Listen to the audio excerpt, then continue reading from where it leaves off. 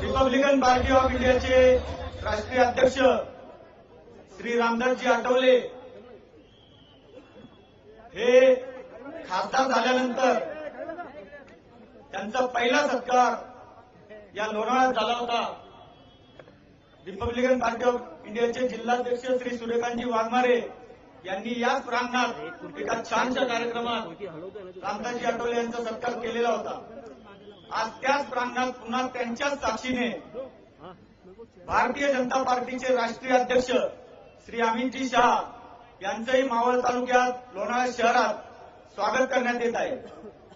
सर्वप्रथम मावळ तालुका भारतीय जनता पार्टीचे अध्यक्ष रामनाथजी वारिंगे तथा प्रभारी भास्करराव माळसकर, मावळ तालुका भारतीय जनता पार्टी युवा मोर्चा महिला आघाडी यांना विनंती करतो की त्यांनी राष्ट्रीय अध्यक्ष श्री अमितजी शहा यांचा सत्कार करावा.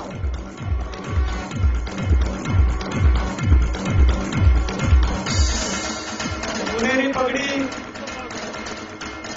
माननीय अमितजी शहा तथा रामदासजी आठवले यांना अर्पण करण्यात आलेली आहे. शाल, श्रीफळ व पुष्पगुच्छ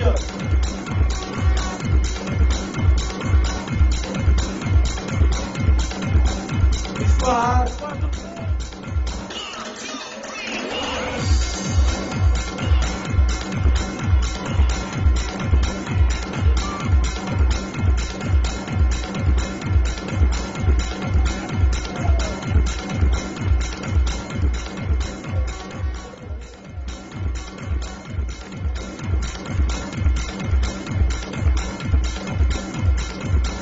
भारतीय जनता पार्टीचा, Bharatiya Janata party Republican party of इंडियाचा,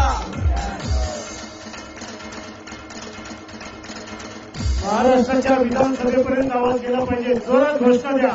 भारतीय जनता पार्टीचा, भारतीय जनता पार्टी रिपब्लिकन पार्टीचा.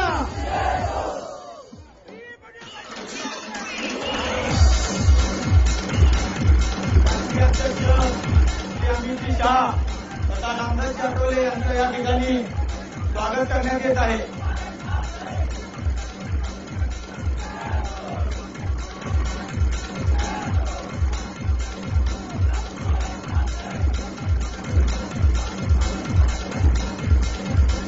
महाराष्ट्राचे माजी मुख्य सचिव तथा रिपब्लिकन पार्टी ऑफ इंडियाचे नेते उत्तमराव खोब्रागडे यांना मी विनंती करतो की त्यांनी या ठिकाणी थोडक्यात मार्गदर्शन करावं.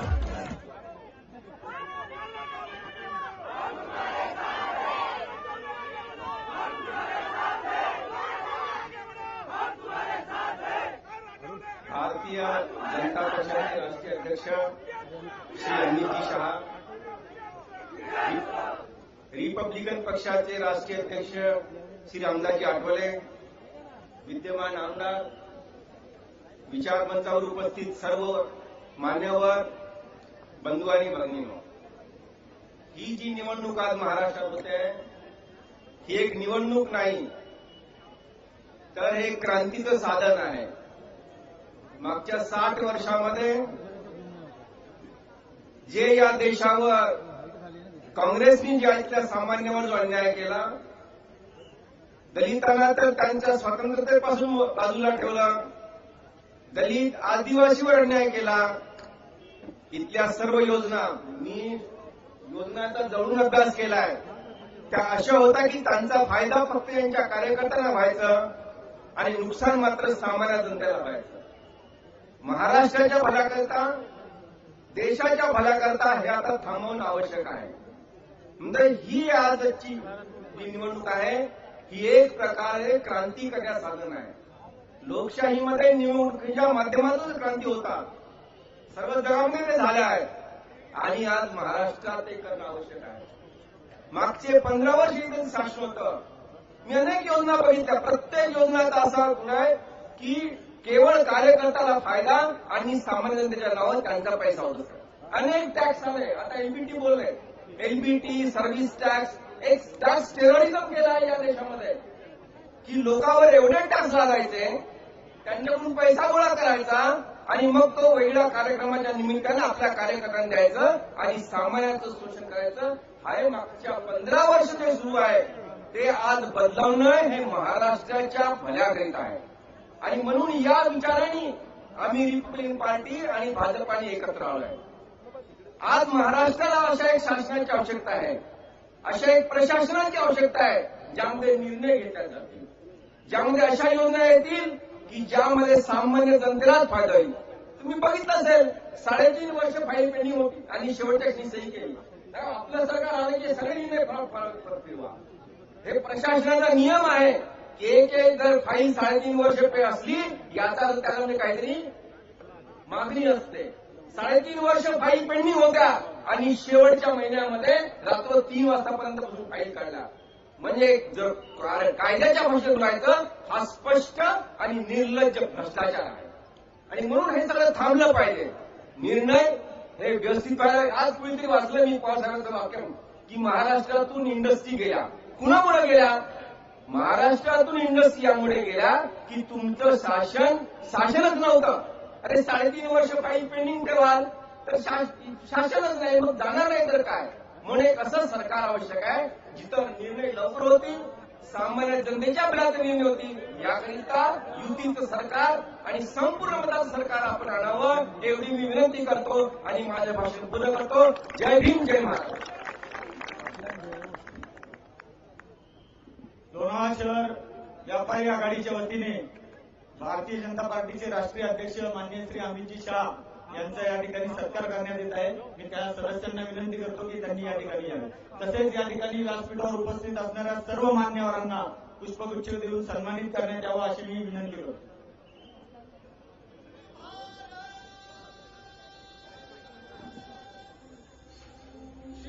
आपल्या मधुर वाणीने प्रसिद्ध असलेले रिपब्लिकन पार्टी ऑफ इंडियाचे राष्ट्रीय अध्यक्ष तथा खासदार श्री रामदासजी आठवले हे आता आपल्या समोर मार्गदर्शन करतील. भारत के नेतृत्व का शक्ति से जुड़े हुए नेतृत्व का सामर्थ्य हम दुनिया के सामने प्रस्तुत कर रहे हैं.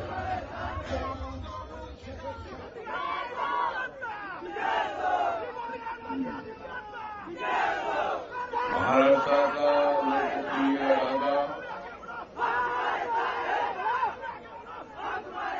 छत्रपती शिवाजी महाराज, भारतीय घटनेचे शिल्पकार भारतरत्न डॉक्टर बाबासाहेब आंबेडकर, महात्मा ज्योतिबा फुले, राजेश्री शाहू महाराज,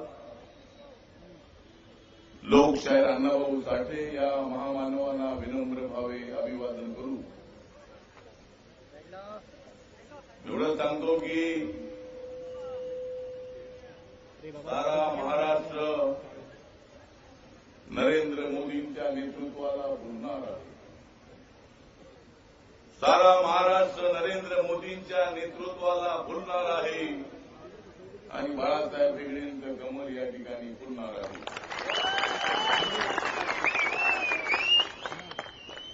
या जिल्ह्यामध्ये भाजप आरपीआयचे लोक निवडून येणार आहेत कमीत कमी 10.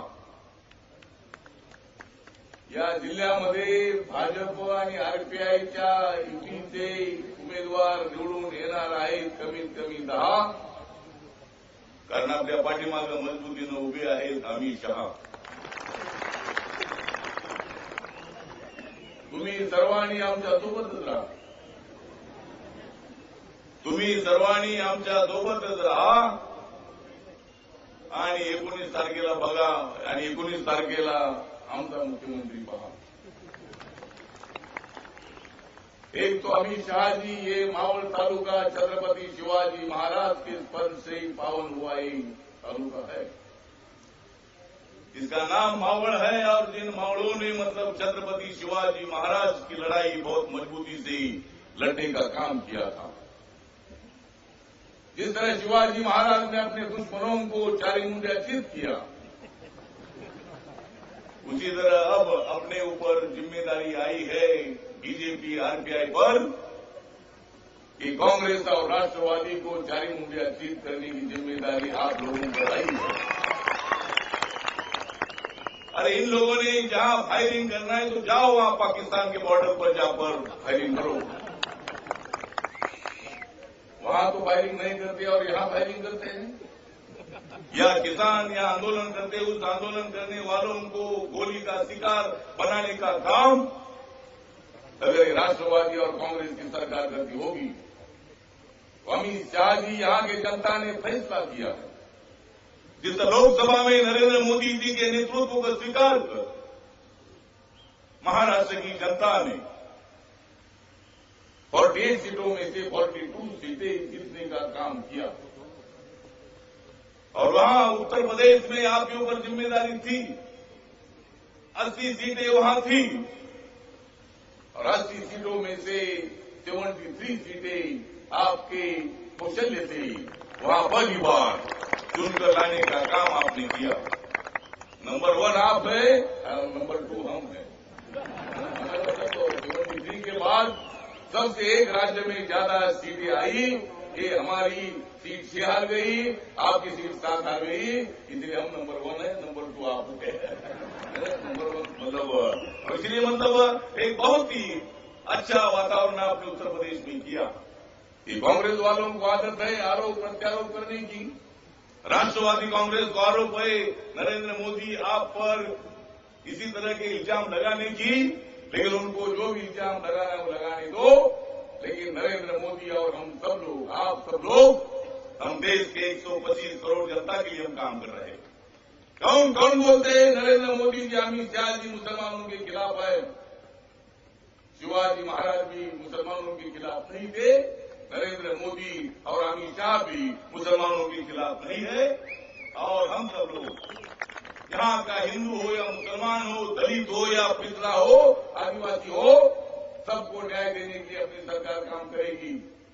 बड़ा तुम अभी तुम्हारा जोड़ा है तुम्हारा दूसरा ये बाला साहब भेगड़े जी ये दूसरी बार या भाजपा के सिंबल पर मतलब यहाँ दूसरी बार यहाँ आमदार होने वाले हैं। अगर सरकार आती है तो मैं अमित शाह से निवेदन करूंगा कि नौजवान बाला भेगड़े जी है, सरकार आपकी बनेगी। तो सरकार में बाला भेगड़े जी यहाँ से मतलब मंत्रिमंडल में भी हो सकते हैं, सिफारिश करेंगे। और अगर आप लोगों को मतलब जो फायरिंग में जिन लोगों की मृत्यु हुई थी उनके फैमिली को आज तक नौकरी नहीं मिली, क्या कर रहे हैं अजीत दादा? क्या कर रहे हैं अजीत दादा? अजीत दादा, अगर आपकी सरकार ये 2, 4, 5 लोगों को नौकरी नहीं दे सकती है तो फिर हम आपको सस्पेंड कर देंगे। क्या क्या कर रहे हैं? और इसलिए रिपब्लिकन पार्टी जो है बाबा साहब अम्बेडकर जी की पार्टी, हम बीजेपी के साथ जरूर है, कॉमन मिनिमम प्रोग्राम पर हम जरूर है। ये भगवे और हरे के साथ नीला झंडा लहराने के लिए, बाबा साहब अम्बेडकर जी का सपना पूरा करने के लिए अमित शाह जी रिपब्लिकन पार्टी आपके साथ है। मैं इन लोगों के साथ था 15, 16, 17 साल तक। मेरे पवार साहब बहुत अच्छे फ्रेंड थे, लेकिन अभी नरेंद्र मोदी जी मेरे बहुत अच्छे फ्रेंड हैं, आप भी मेरे अच्छे फ्रेंड हैं। मतलब हमेशा एक फ्रेंड के साथ दोस्ती करने से कुछ भी नहीं मिलता है। और इसीलिए एक कोई नेता है वो मतलब नकल करने में बहुत ज्यादा एक्सपर्ट है और वो बोलता है कि भाई ये बेड़ू गुड़ी मारते हैं, लेकिन मेरी बेड़ू गुड़ी नहीं है, मेरी मतलब ढाण्यावाद की मेरी उड़ी होती है, ये मेरी मतलब पिपड़ियाबाद की उड़ी होती है। और मेरी उड़ी अगर तेरे नरडे पर आ जाएगी तो क्या होगा देख ले। और मेरी मत करो कोई भी नकल,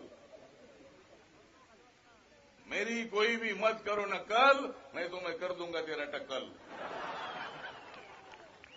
हमारी पार्टी के लोग कितनी चुनकर आए छोड़ दो, हमारी पार्टी एक मिलिटेंट पार्टी है, बलिदान देने वाले कार्यकर्ताओं की बहुत जबरदस्त फौज मेरी पार्टी में काम करती है। ठीक बात है, हमारी पार्टी को अभी तक सिंबल नहीं मिला, और अभी सिंबल लेने के लिए हम कोशिश कर रहे हैं, लेकिन इसी तरह की नक्कलबाजी करने का काम मतलब इसी तरह नहीं करना चाहिए। किसी का अपमान करने की कोशिश नहीं करनी चाहिए। हम तो किसी का अपमान नहीं करते हैं, लेकिन ये नेता बोलता है कि जब उद्धव ठाकरे जी ने मुझे बोला था कि तुम हमारे साथ आइए, तुमको डेप्यूटी सीएम मैं बनाऊंगा, मैंने बोला कि आप ही सीएम बनेंगे, मुझे मालूम नहीं है तो मैं कैसा बनूंगा। हम दोनों साथ में रहते थे तो हो सकता था, लेकिन आप अलग हुए, ये अलग हुए, तो मैं बोला कि अगर मैं डेप्यूटी सीएम के चक्कर में मैं तुम्हारे साथ आऊंगा तो फिर मतलब ये मुझे इधर भी कुछ नहीं मिलेगा, उधर भी कुछ नहीं मिलेगा। और इसीलिए मैंने सोचा कि भाई दिल्ली में आपकी सरकार है, नरेंद्र मोदी की सरकार है, वहां दलितों का भला करने के लिए मुझे कुछ मिले या ना मिले, लेकिन इसीलिए मैं बीजेपी के साथ आया हूं। और कोई एक नेता बोल रहा था कि आठवले को डेप्यूटी सीएम बनाने का ऐलान जब मैंने सुना तब मुझे हंसी आई। अरे भाई तुमको काय के लिए हंसी आई? तुमको हंसी काय के लिए आई? लेकिन मैंने जब सुना था कि ये मुझे हंसी आई, ऐसा बोलने वाला जो नेता है वो नेता बोलता है कि मुझे महाराष्ट्र मेरे हाथ में दे दो, मैं सोना कर दूंगा। तू क्या सोना करेगा? नासिक का कोर्सा किया और तू क्या सोना करेगा? नासिक में सत्ता दे दिया, वहां तो कुछ नहीं काम हुआ 2.5 साल में, और अभी बोलते हैं कि इनकी 4-5 सीटें आएगी, 5-6 सीटें आएगी, और ये बोलते मुझे मुख्यमंत्री करो।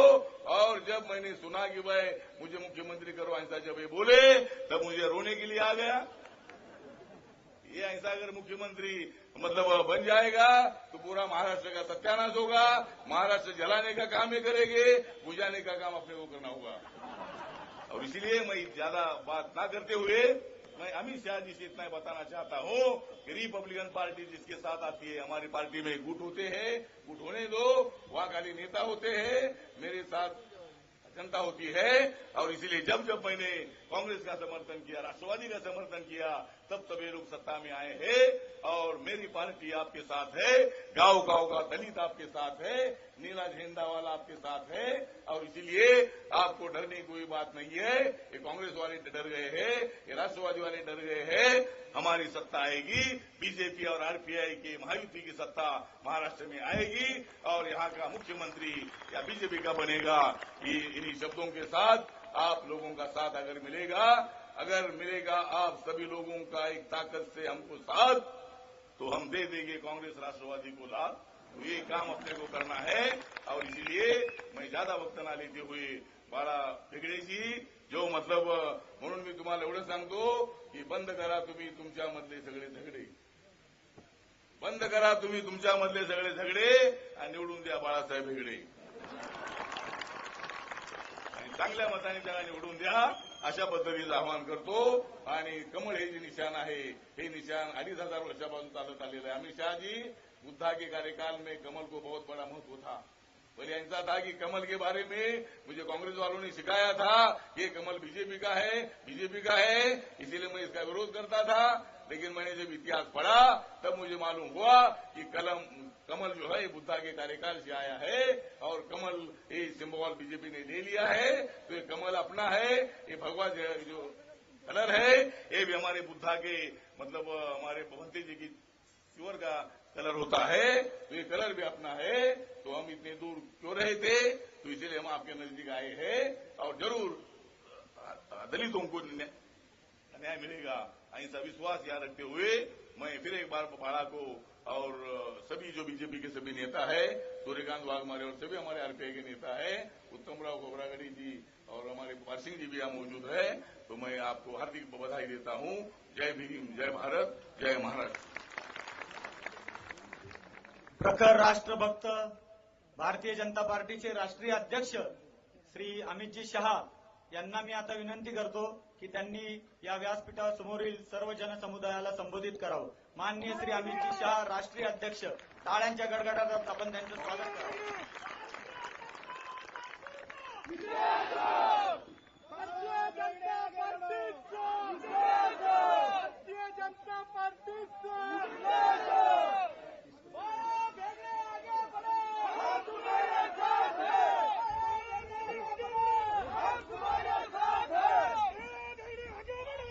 भारत माता की,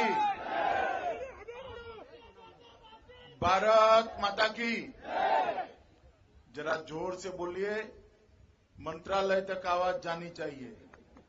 भारत माता की। मंच पर उपस्थित आरपीआई के अध्यक्ष श्रीमान रामदास जी आठवले, यहां के प्रत्याशी बाबा साहेब भेगड़े, पूर्व विधायक श्री दिगंबर भेगड़े, रूपलेखाताई ढोले, रामनाथ वाहिंगे जी, सूर्यकांत वाघमारे जी, उत्तमराव खोबरागड़े जी, मंच पर उपस्थित आरपीआई और भारतीय जनता पार्टी का नेतृत्व और इस चिलचिलाती धूप में इतनी बड़ी मात्रा में उपस्थित माताओं, भाइयों और बहनों, 15 तारीख को जो चुनाव है महाराष्ट्र में, उसमें भारतीय जनता पार्टी के प्रचार के लिए मैं यहां हूं। आज जब हेलीकॉप्टर लैंड हुआ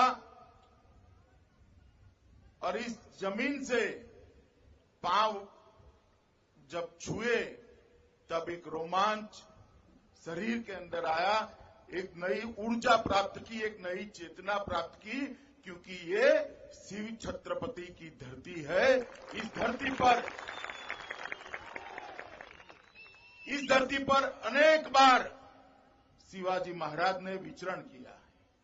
यही धरती है जिस धरती ने शिवाजी महाराज को ताकत दी।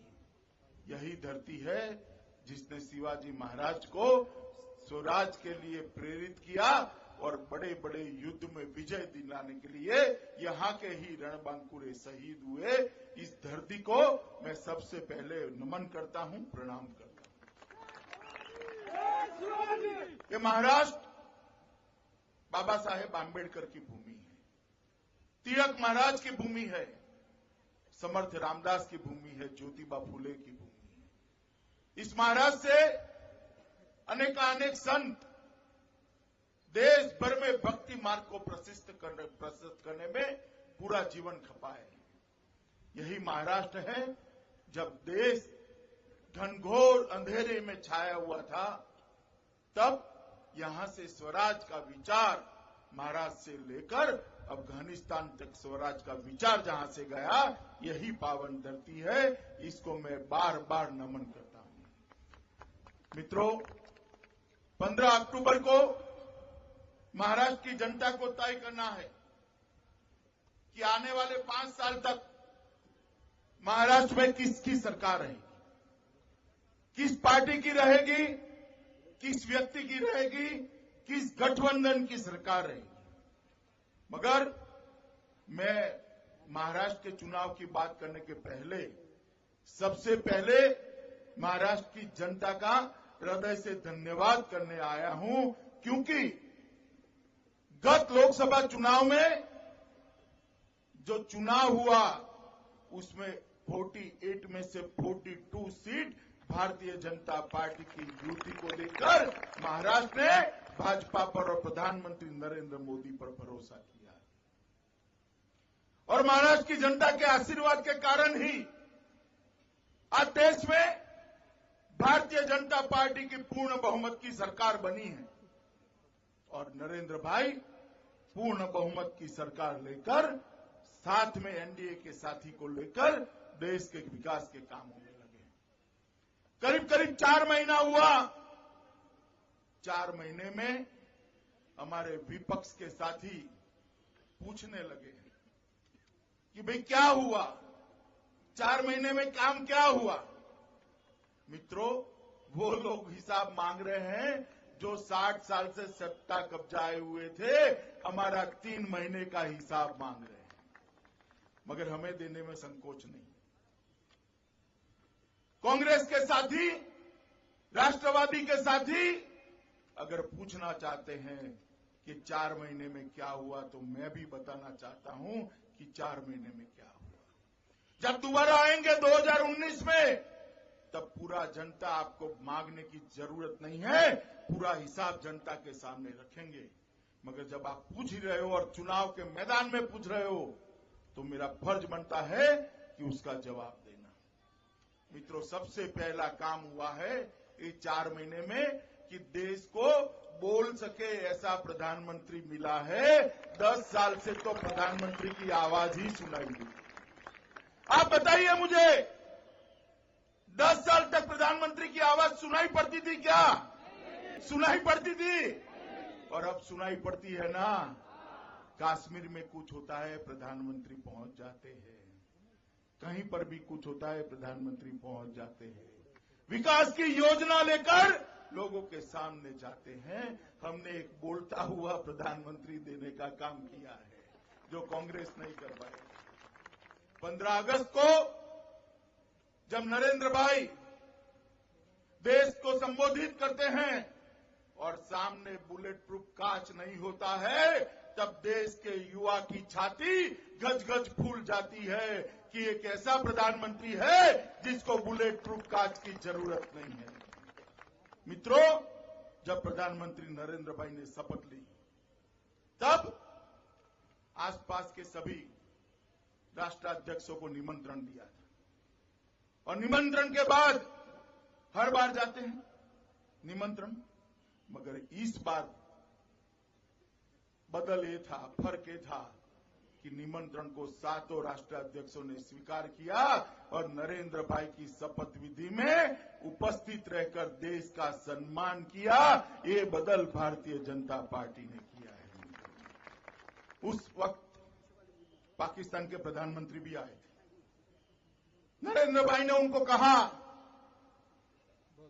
कि हम सचिव स्तर की वार्ता फिर से एक बार शुरू करें, और पाकिस्तान के प्रधानमंत्री ने ये न्योता स्वीकार कर लिया।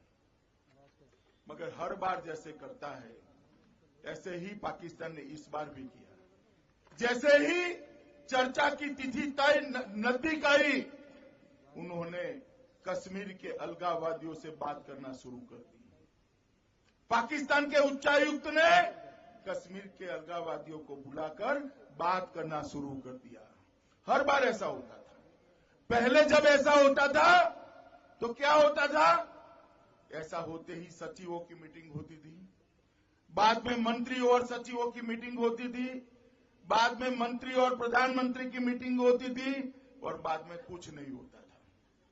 इस बार देश में नरेंद्र मोदी की भारतीय जनता पार्टी की सरकार है। आधे घंटे में ही प्रधानमंत्री जी ने निर्णय कर लिया, कश्मीर के अलगाववादियों से बात करनी है तो भारत के साथ बात नहीं हो सकती। कश्मीर भारत का अभिन्न अंग है, इसको खोकर कोई शांति वार्ता नहीं। पहली बार पाकिस्तान को करारा जवाब देने का काम इस देश के प्रधानमंत्री नरेंद्र मोदी ने किया है। ये फर्क पड़ा है। मित्रों, पहले भी सरहद पर गोलियां चलती थी और आज भी चलती है। पहले भी गोलियां चलती थी और आज भी चलती है, मगर दोनों में एक अंतर है। पहले गोलीबारी की शुरुआत पाकिस्तान की ओर से होती थी और उसका अंत भी पाकिस्तान की ओर से होता था। और भारतीय जनता पार्टी के शासन में गोलीबारी की शुरुआत तो पाकिस्तान करता है, मगर गोलीबारी की समाप्ति भारत की फौज करती है। ईंट का जवाब पत्थर से।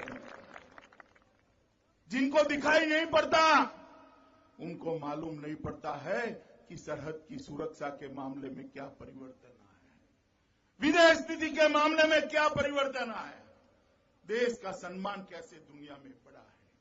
मित्रों, जब हम एनडीए की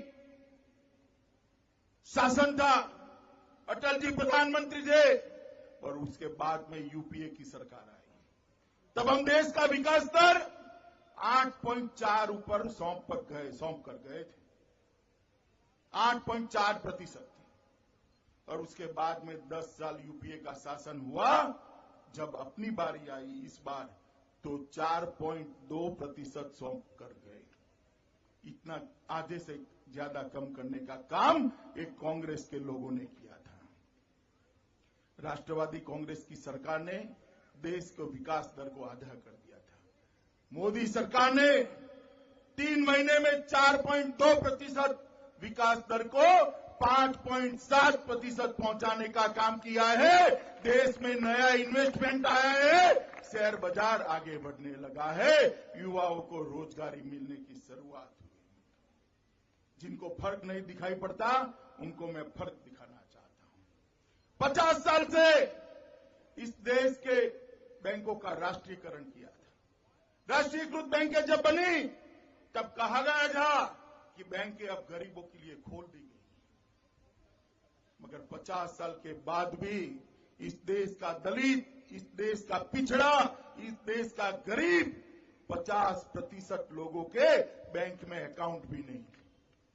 प्रधानमंत्री नरेंद्र भाई ने जन धन योजना की शुरुआत की और एक ही महीने में 5 करोड़ गरीबों के बैंक अकाउंट खुलाने का काम ये नरेंद्र मोदी सरकार ने किया और साथ में 1 लाख रुपए का अकस्मात बीमा भी दिया है। एक जमाना था जब बैंक के अधिकारी बैग लेकर उद्योगपति के घर पर अकाउंट खुलाने के लिए जाते थे।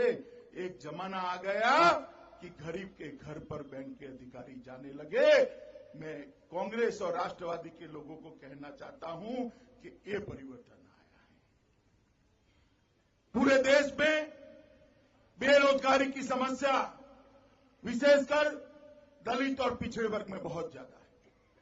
पढ़ाई लिखाई होने के बावजूद भी रोजगारी नहीं है। इसका कारण इस देश में उत्पादन कम हुआ है।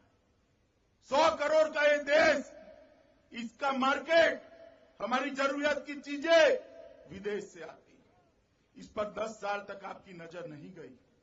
प्रधानमंत्री ने 3 महीने में मेक इन इंडिया योजना बनाई और दुनिया भर के लोगों को कहा भारत में माल बेचना है तो भारत में माल बनाना पड़ेगा। आप भारत में माल बनाएंगे तो मेरे युवा को रोजगारी मिलेगी। ये काम नरेंद्र भाई ने। मित्रों, महंगाई भी धीरे धीरे कम हो गई। पहली बार 10 साल में पेट्रोल के दाम 7 रुपया कम हुए। डीजल के दाम में भी कटौती शुरू हुई है। खाने पीने की चीजों में भी अक्टूबर माह में काफी नीचे आने की संभावना है। मित्रों, मैं एक बात कहना चाहता हूं। पहले तो कई क्षेत्रों में काम हुआ है। पहले प्रधानमंत्री देश के यूं हाथ धरकर देखते रहते थे कि अमेरिका क्या बोलता है, वर्ल्ड बैंक क्या बोलती है, IMF क्या बोलता है। और आज जमाना ये आ गया है कि अमेरिका का विदेश मंत्री यहां आकर कहता है कि सबका साथ, सबका विकास बहुत अच्छी बात है। आप मुझे बताइए कि इससे हमारा सम्मान बढ़ा है या नहीं बढ़ा है? बढ़ा है या नहीं बढ़ा है? ये नरेंद्र मोदी का सम्मान नहीं बढ़ा है। ये भारतीय जनता पार्टी का सम्मान नहीं बढ़ा है। देश के 125 करोड़ नागरिकों का दुनिया में सम्मान बढ़ाने का काम ये भारतीय जनता पार्टी की सरकार ने किया है। अभी नरेंद्र भाई अमेरिका गए थे, उसके पहले चीन गए, चीन के राष्ट्रपति यहां आए, उसके पहले जापान गए। पहले भी दौरे होते थे, मगर दौरे को कोई देखने वाला नहीं था, पूछने वाला नहीं था। आज जब नरेंद्र भाई विदेश जाते हैं तो पूरी दुनिया की नजर नरेंद्र भाई क्या बोलते हैं उस पर है। आप लोगों ने नरेंद्र भाई का अमेरिका का भाषण सुना था? जरा हाथ खड़े करिए जिसने सुना है। देखिए, ज्यादातर लोगों ने सुना है। आपको आनंद नहीं होता कि देश का प्रधानमंत्री मेडिसन स्क्वायर और यूएन की असेंबली में जाकर अपनी भाषा में दुनिया को संबोधित करता है और अपनी भाषा का गौरव दुनिया के सामने प्रस्तावित करता है। इतनी हिम्मत और किसी में नहीं है। राष्ट्रवादी और कांग्रेस समझ ले हमने क्या किया है। 3 महीने में हमने बहुत कुछ किया है, मगर 10 साल में आपने क्या किया? 10 साल में आपने 2G का घोटाला किया। 10 साल में आपने हेलीकॉप्टर की खरीदी का घोटाला किया। 10 साल में आपने टैंक परचेज का घोटाला किया। 10 साल में आपने आदर्श सोसाइटी का घोटाला किया। 10 साल में आपने CWG का घोटाला किया। 10 साल में आपने कोयला खा जाने का काम किया। 10 साल में आपने इसरो में घोटाला किया। 10 साल में एयरपोर्ट की नूतन एयरपोर्ट बनाने में घोटाला किया, प्लेन खरीदने में घोटाला किया, महंगाई को बढ़ा दी, बेरोजगारी बढ़ा दी, सरहदों की सुरक्षा को बिल्कुल लाचार कर दिया, महिलाओं की सुरक्षा को लाचार कर दिया। 10 साल में आपने ये काम किया है। कांग्रेस और राष्ट्रवादी हमसे हिसाब न मांगे, हिसाब देने की बारी आपकी है। चुनाव आपका है। 15 साल तक यहां पर राष्ट्रवादी और कांग्रेस की सरकार रही। ये महाराष्ट्र एक जमाने में पूरा देश का नेतृत्व करता था। देश में सबसे ज्यादा इन्वेस्टमेंट महाराष्ट्र में आता था। देश में सबसे ज्यादा इरिगेशन महाराष्ट्र में था। देश में सबसे ज्यादा किसानों की आय महाराष्ट्र में थी। देश में सबसे अच्छी कोऑपरेटिव मूवमेंट महाराष्ट्र में थी। देश में सबसे अच्छे शुगर कारखाने कहीं पर थे तो महाराष्ट्र में था। ये 15 साल में आपने महाराष्ट्र का क्या हाल कर दिया। शुगर कारखाने बंद पड़े हैं, कोऑपरेटिव बैंक बंद पड़ी है, इरिगेशन के अंदर घोटाले कर रख दिए, किसान आत्महत्या करना आबादा हो गया। विकास में काफी पिछड़ गए हैं, बेरोजगारी की कोई इंतहा नहीं रही। मित्रों, राष्ट्रवादी और कांग्रेस के लोगों को मैं पूछना चाहता हूं कि हर साल 3500 किसान आत्महत्या करता है। आप बताइए किसकी जिम्मेदारी है इसकी? राष्ट्रवादी और कांग्रेस की है या नहीं है? आप बताइए। महाराष्ट्र में बेरोजगारी हुई है, राष्ट्रवादी और कांग्रेस की जिम्मेदारी है या नहीं है? आप बताइए। इरिगेशन घोटाले में 80,000 करोड़ रुपया खा गए और महाराष्ट्र का किसान आत्महत्या करने पर आमादा हो गया। राष्ट्रवादी की जिम्मेदारी है या नहीं है? आदर्श घोटाले के लिए राष्ट्रवादी की जिम्मेदारी है या नहीं है? 100 से अधिक घोटाले किए, 11,88,000 करोड़ रुपये का गबन किया। मित्रों, 2 लाख करोड़ का बजट है महाराष्ट्र का। 11,88,000 करोड़ का मतलब होता है 5 साल तक पूरा महाराष्ट्र चले। इतने पैसे राष्ट्रवादी और कांग्रेस वाले खा गए और अब तक डकार नहीं आई उनको। 11,88,000 करोड़।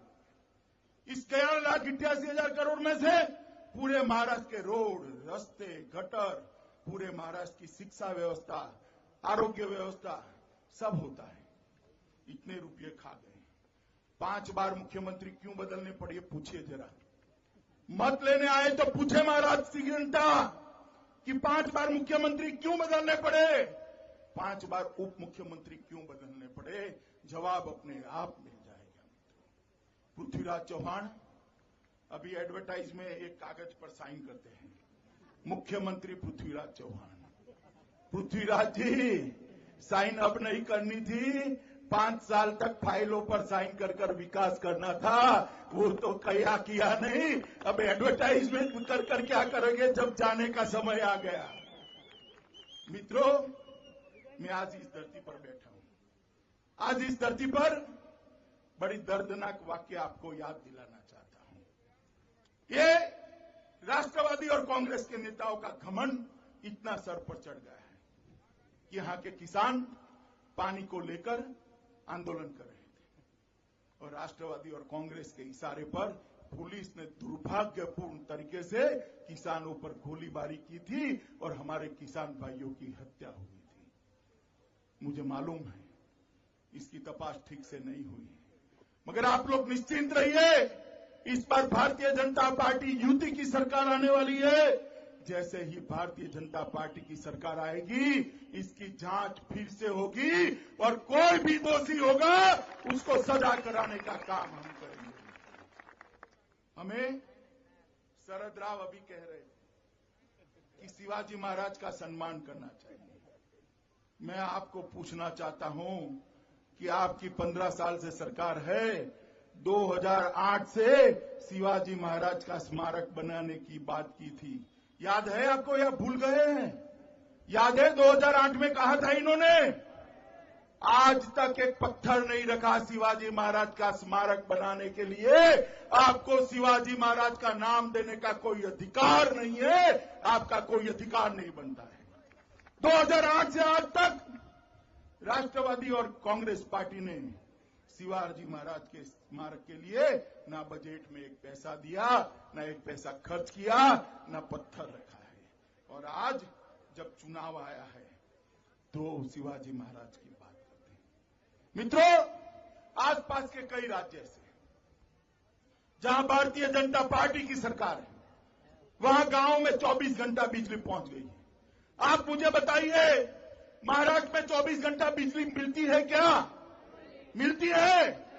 अगर चाहिए तो भाजपा की सरकार लानी पड़ेगी। एक करप्ट सरकार को उखाड़ कर फेंक देना पड़ेगा। आसपास के कई राज्य ऐसे, मध्य प्रदेश, छत्तीसगढ़, गोवा, गुजरात, जहां फोन करते हैं तो 10 मिनट के अंदर एम्बुलेंस गांव में पहुंच जाती है। 10 मिनट के अंदर। आपके यहां पहुंचती है क्या? क्यों नहीं पहुंचती भाई? क्योंकि एम्बुलेंस के पैसे, विकास के पैसे राष्ट्रवादी और कांग्रेस के नेताओं के घर पे पहुंच गए। आप एक बार राष्ट्रवादी और कांग्रेस पार्टी के सामने महाराष्ट्र की जनता डिमांड करे कि आपके नेताओं की सिर्फ संपत्ति डिक्लेयर कर दीजिए और कुछ करने की जरूरत नहीं है। जनता अपने आप समझ जाएगी कि पैसा कहां गया है। मित्रों, अगर महाराष्ट्र का सर्वांगीण विकास करना है, महाराष्ट्र को पहले की तरह गौरवशाली बनाना है, महाराष्ट्र को देश का 1 नंबर का राज्य बनाना है, तो इस सरकार को बदलना पड़ेगा। नरेंद्र भाई महाराष्ट्र के विकास के लिए कटिबद्ध है।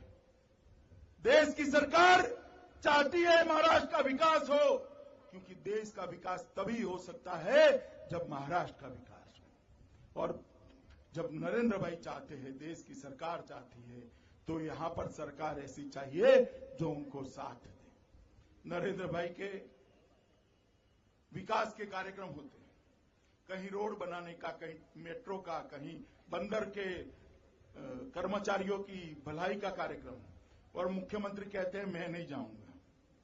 आप बताइए जाना चाहिए या नहीं जाना चाहिए? जाना चाहिए ना? वो कहते हैं मेरी हुटिंग होती है।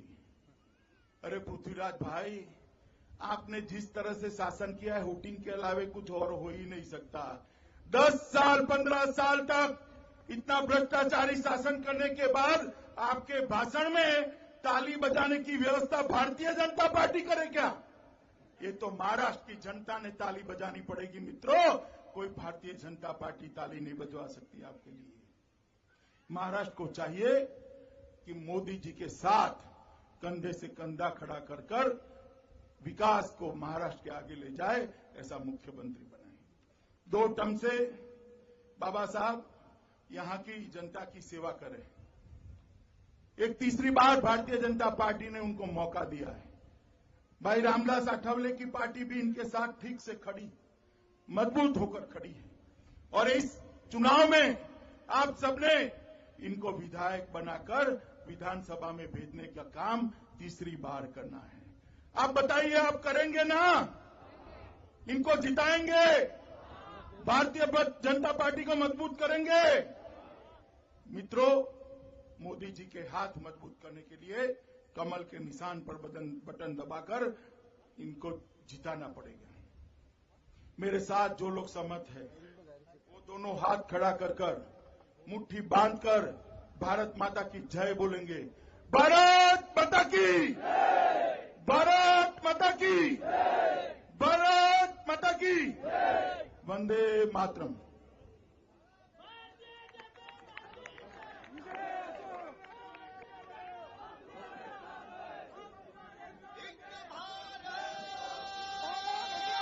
भारतीय जनता पार्टीचा या ठिकाणी उपस्थित नागरिकांसाठी भोजनाची व्यवस्था केलेली आहे। व्यासपीठाच्या मागे संध्याकाळी 5 वाजता माननीय नितीनजी गडकरी यांची सभा कामशेत येथे होणार आहे।